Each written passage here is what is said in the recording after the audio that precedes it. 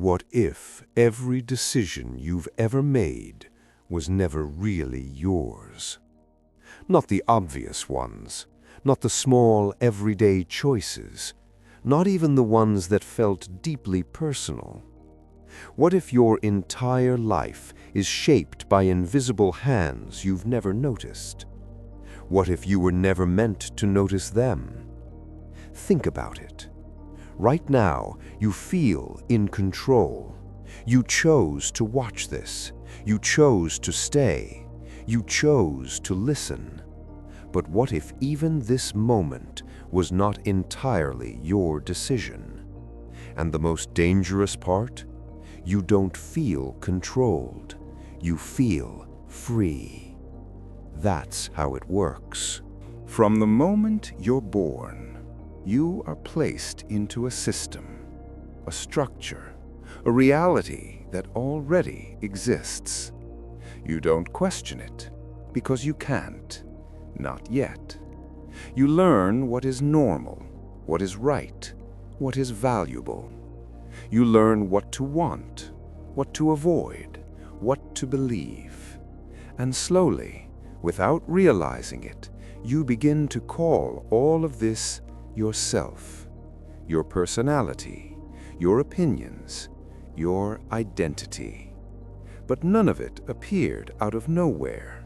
It was shaped layer by layer, moment by moment, choice by choice, or at least what felt like choices.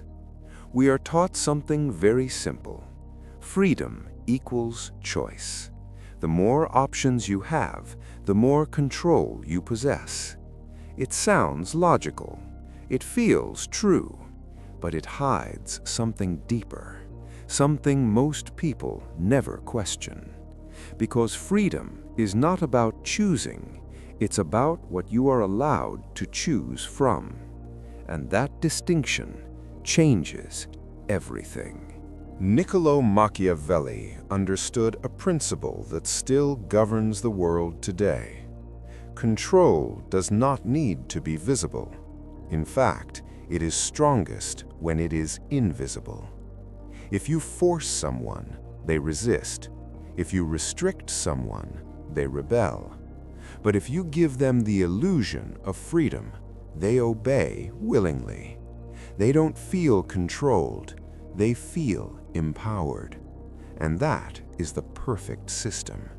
Because once a person believes they are in control, they stop questioning everything around them. Look at your daily life. You wake up, you check your phone, you scroll. The video you paused on for 2 seconds, the one you almost skipped, it mattered. The post you didn't like but looked at twice, it mattered. Every small hesitation, every micro decision is tracked, learned, predicted. Information flows endlessly. Videos, opinions, ideas. It feels infinite, like you can access anything, but you can't. What you see is selected, curated, filtered, not randomly, not neutrally, but intentionally. You are not choosing from everything that exists. You are choosing from what remains after something else has already chosen for you. And here's the part that makes it so effective. You don't see what's missing. You can't miss something you were never aware of.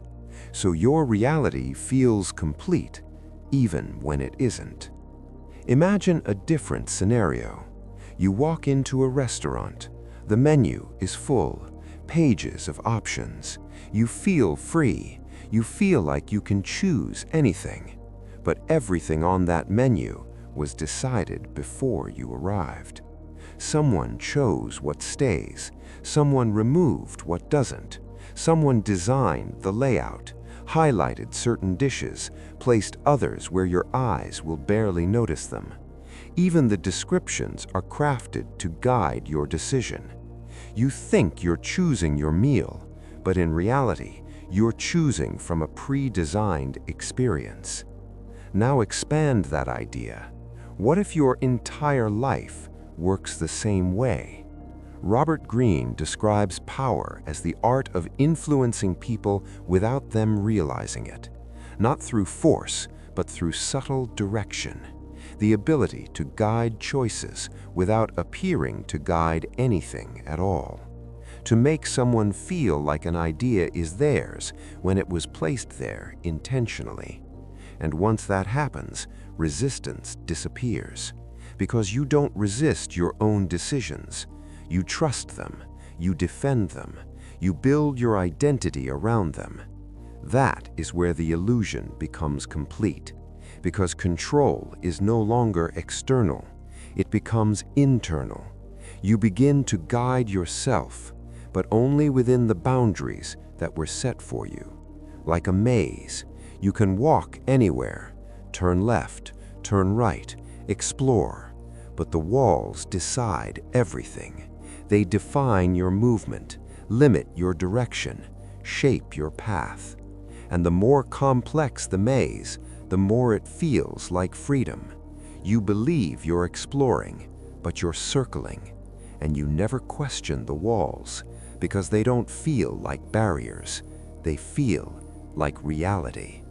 This extends into everything, not just what you see, but what you believe. Your opinions feel personal, authentic, deep. But where did they come from? Think carefully. Did you create them from nothing? Or did you absorb them from conversations, from media, from repetition? Ideas that appear again and again start to feel true, not because they are, but because they are familiar. And the human brain trusts familiarity more than truth, more than logic. Familiarity feels safe, and safety feels right.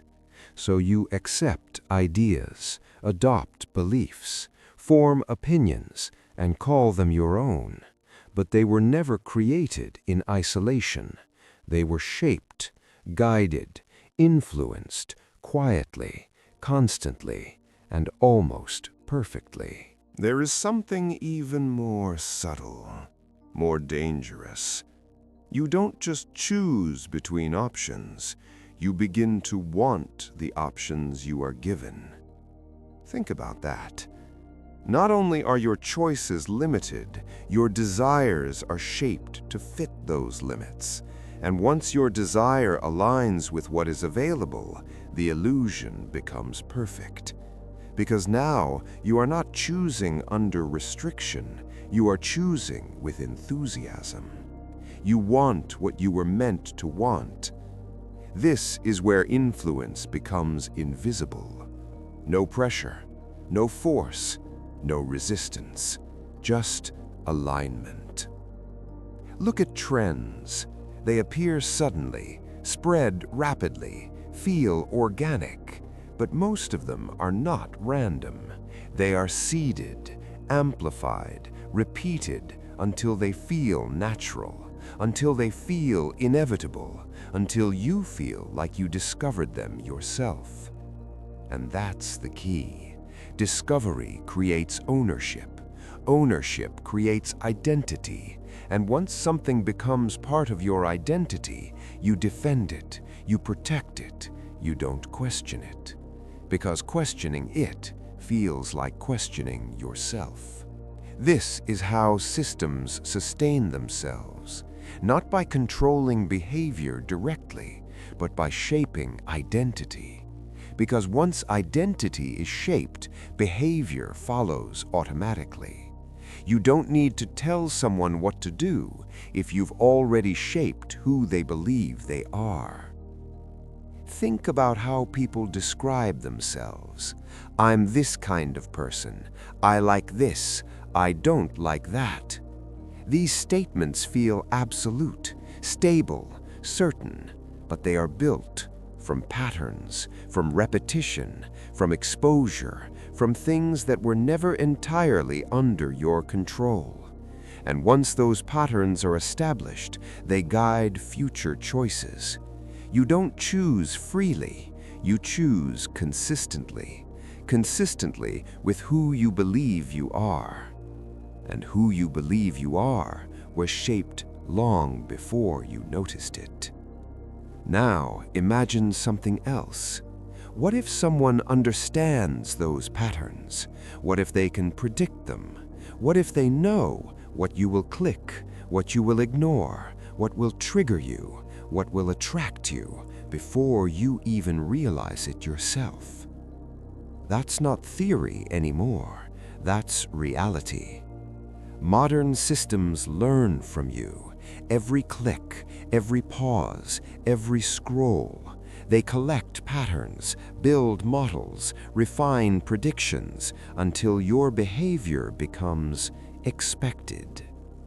And once behavior is predictable, it becomes influenceable.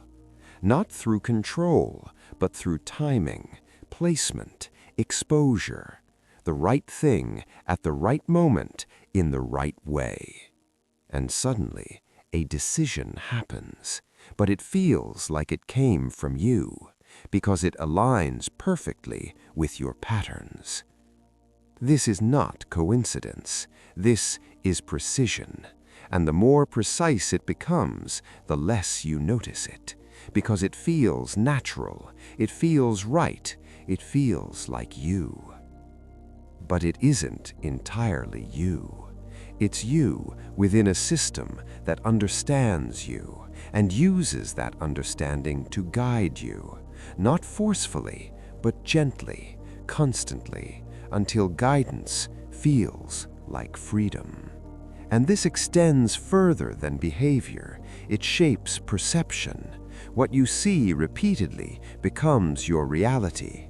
What you don't see doesn't exist, not in your world. So your understanding of reality is incomplete, curated, and yet it feels whole. That's the illusion. Not that you see something false, but that you don't see everything. And what you don't see matters more than what you do, because it defines the boundaries of your thinking, of your imagination, of your choices. You cannot choose what you cannot conceive, and you cannot conceive what you were never exposed to.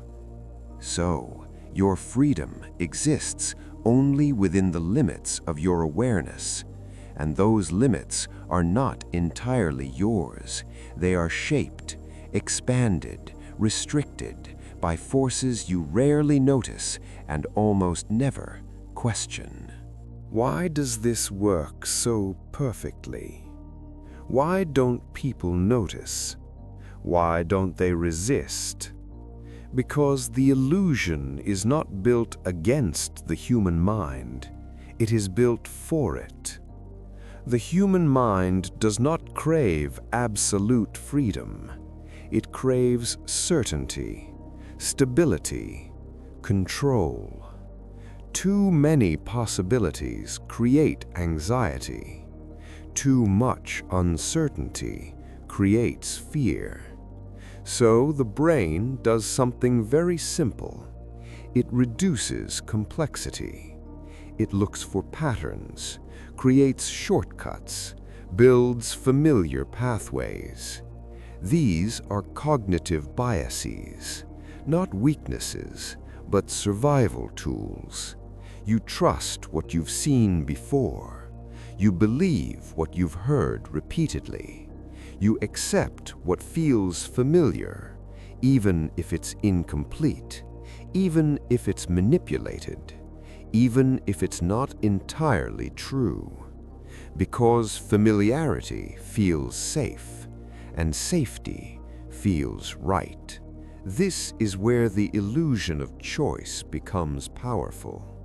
It doesn't overwhelm you. It doesn't restrict you too obviously. It gives you just enough options to feel free, but not enough to feel lost.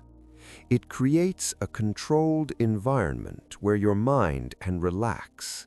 And once the mind relaxes, it stops questioning. It stops analyzing. It accepts. There is also something deeper, something more personal. The need to believe that you are in control. Your identity depends on it. If your choices are not truly yours, then who are you? If your desires were shaped, then what is real? If your beliefs were influenced, then what belongs to you? These questions are uncomfortable, so the mind avoids them. It protects itself. It creates a narrative. I chose this. This is who I am. This is what I want. And once that narrative is formed, it becomes stable, even if it's not entirely true. Because truth is less important than psychological comfort. You justify your decisions after you make them, not before. You create reasons, explanations, stories to make your choices feel logical, intentional, yours, even when they weren't. This is called rationalization, and it happens constantly, without awareness, without intention. It protects the illusion, because without the illusion, there is discomfort, and the human mind avoids discomfort at almost any cost. There is another layer, even deeper. Control feels good. The idea that you are directing your life creates stability, confidence, meaning. So even when control is limited, the feeling of control is enough, and that feeling can be simulated, manufactured, given to you through structured choices. You don't need full freedom. You only need the perception of it. And once you have that perception, you stop searching for anything beyond it. You settle, you accept, you believe that this is enough, that this is real. But then, something shifts. Not suddenly, quietly. You begin to notice patterns, the same ideas repeating, the same types of content, the same reactions, the same outcomes. Different situations, but similar results. You begin to feel something strange, a sense of predictability, as if things are not as random as they appear, as if your decisions are not as spontaneous as they feel. And for a moment, just a moment, you pause before making a choice, and instead of acting, you observe, and a question appears. Not a loud one, a quiet one, almost uncomfortable. Why? And for the first time, the answer doesn't come instantly. Why this option? Why this desire? Why now? And the more you follow that question, the deeper it goes. It doesn't stop at the surface. It pulls you backward, to influences, to patterns, to exposures, to things you didn't choose. And suddenly, your decisions start to feel different, less like origins and more like outcomes. And that realization is difficult to ignore. And then it hits you, not loudly, not dramatically, quietly, but with weight. You were never starting from zero, never choosing from infinity, never acting in complete independence. Every decision had a context, a frame, a structure, and that structure was not created by you. It shaped you before you could question it, before you could see it, before you could resist it. You begin to notice something unsettling. Your choices follow patterns, predictable ones. You are drawn to familiar things. You avoid unfamiliar ones. You repeat behaviors, reinforce preferences, strengthen habits. and each repetition makes the next choice easier, more automatic, more expected, until it no longer feels like choosing. It feels like reacting. You see something, you feel something, you act, and only after that you explain it. You tell yourself it was your decision, your intention, your will. But the truth is harder to accept. The decision was already forming before you became aware of it, built from past inputs, past exposures, past influences, all converging into a single moment, and you simply experienced the result, not the origin. This is the part most people never reach because it breaks something. It breaks the illusion of being the sole author of your life. And without that illusion, there is discomfort, a quiet, persistent unease. If your thoughts are influenced, if your desires are shaped, if your choices are guided, then what is truly yours? And the answer is not simple, because there is still something there. You are not empty, you are not controlled like a machine, but you are not untouched either. You exist within a system, a structure that defines the range of your freedom, not removing it, but shaping it, guiding it, limiting it. And the most unsettling part, you participate in it. Every time you choose, you reinforce it. Every time you act, you confirm it. Every time you repeat a pattern, you strengthen it, until the system becomes more precise, more accurate, more invisible, and your behavior becomes easier to predict, easier to guide, easier to influence without you ever noticing, because it still feels like you. That is the illusion at its peak. Not control, but alignment. You are not forced. You move exactly as expected, and it feels like freedom. So, where does that leave you? Not powerless, but not fully in control either.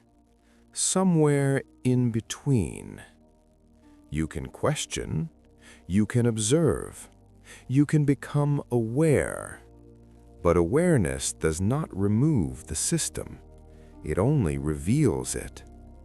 You start to see patterns in your own behavior. You notice repetition. You recognize influence. You pause more often. You hesitate. You think before acting. And in those moments, there is something different. A small distance between you and your automatic response. That distance feels unfamiliar.